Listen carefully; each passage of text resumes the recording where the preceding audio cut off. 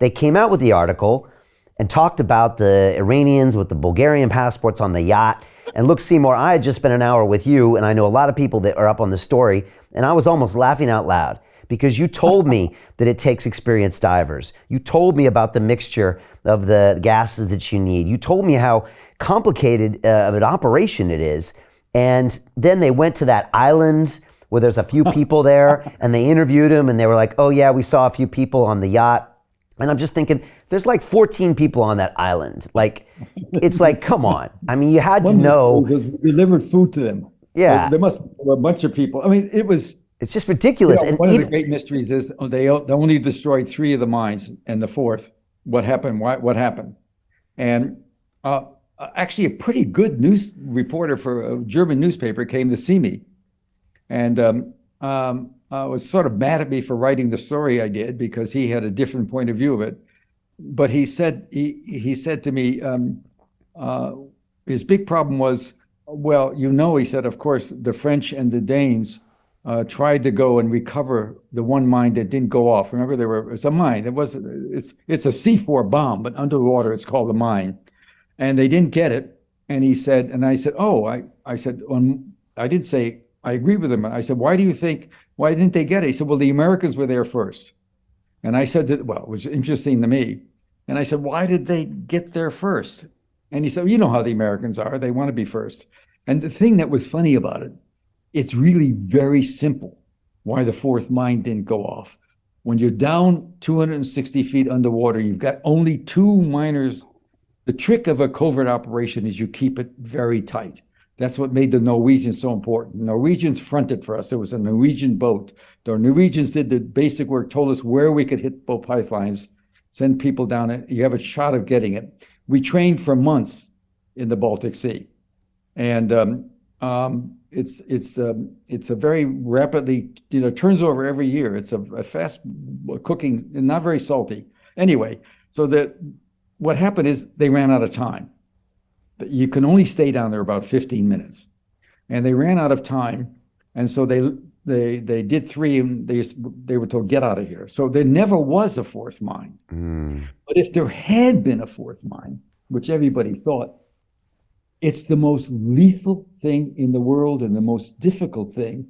It's an unexploded mine and powerful enough to blow up a New York City building. It's a big pipeline. They want to be sure they can get it. The pipeline is steel, but it's covered by a big concrete barrier that keeps salt water from getting near the pipeline. And it's the most difficult job in the world to extricate one of those. And there's so much dumbness stuff going on. It's so obvious that you couldn't go pick up an empty mine. And then there were talks 2 weeks ago that they found a fuzzy something there, some fuzzy thing. I don't know if you saw the story. There was a picture of some fuzzy thing underwater they thought could have been a sonar device that triggered the 4th mine that failed. And I'm sitting here thinking, there never was a 4th mine. Maybe I should have said that earlier. It seemed like a small detail, but they made such a big deal out of it. And the Swedes and the Danes, I'm tired of pretending that maybe they didn't know. Come on.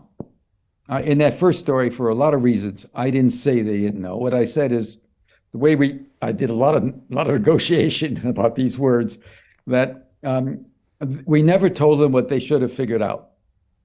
Okay, that's how we left it.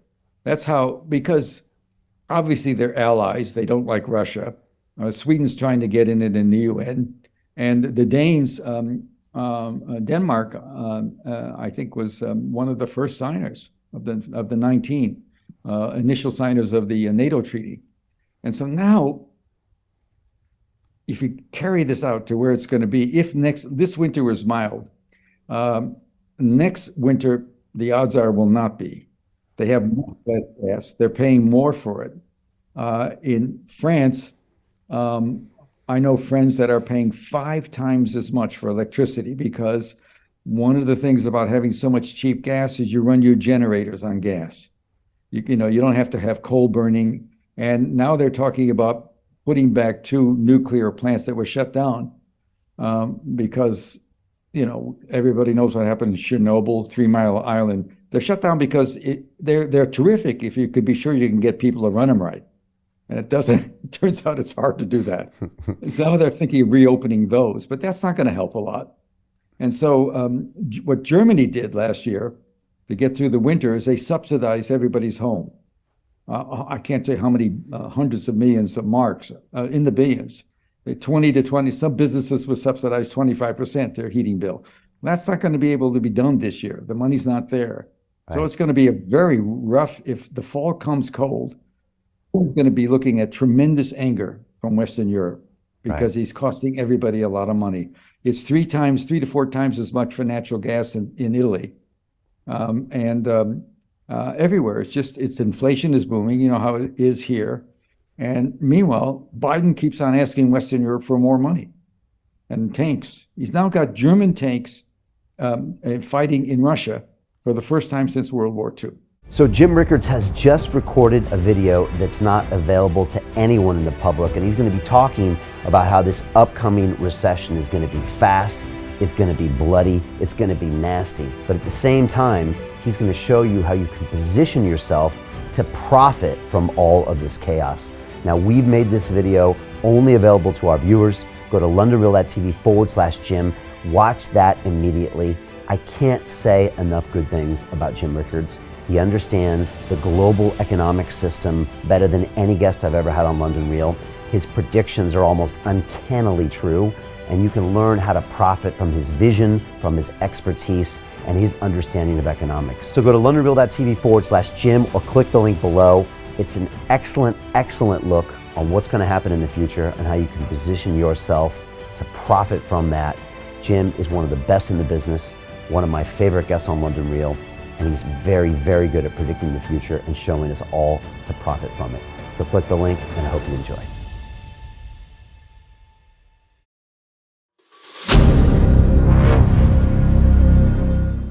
I'm looking for partners, collaborators, colleagues who want to join forces with me around the globe and create real value, generational wealth, and financial freedom for everyone else around the world. Get involved in the cryptocurrency markets, get involved in the NFT markets. This is your moment. Life all comes down to a few moments. Don't let this pass. Now it's not too late. Next year's going to be too late. Ultimately, this is about freedom. That's the way I see it. This is about giving power back to the people and enabling billions of people worldwide to use the financial markets to improve their lives and those of their friends and their families and their communities. Honestly, I think it's a violation of human rights not to allow people basic access to financial services. Because right now people are being kept in the dark, they're being robbed of education, and it's a travesty. And so I'm looking for people that want to join me and be a part of this solution. And that all happens inside the DeFi Academy. The gains my students are making are absolutely amazing. Double, triple-digit gains in the first month alone. That's amazing. This will change your life. Now is the time to get involved. I'm going to tell you exactly how my students in my academy made money in the last 30 days. I'm talking about real trading results. And let me just whet your appetite a little bit. Let me hit you with some numbers. I'm talking Brendan from New Zealand is up 68.77% on the month. Steve from Europe up 83%. Albert in Singapore up 169.9% on one single trade. I got Susan up 153% on her call options alone, also rocking 139% returns and 442% returns as well on individual trades. These are people that are changing their financial future in the last 30 days, but it's based on trading discipline. I've graduated over 500 students from inside my academy from over 54 countries around the world. It's amazing. When it comes to crypto, DeFi, and blockchain, we love this space. We truly believe it's the future. This is down to our core. It's authentic to what we're doing, and everybody can tell through the camera because you can't make this stuff up. If you're watching me now, wherever you are, I implore you, take 60 seconds right now and join my academy. Apply today. Now you've got a chance. Life all comes down to a few moments. What are you going to do? What's the choice that you're going to make?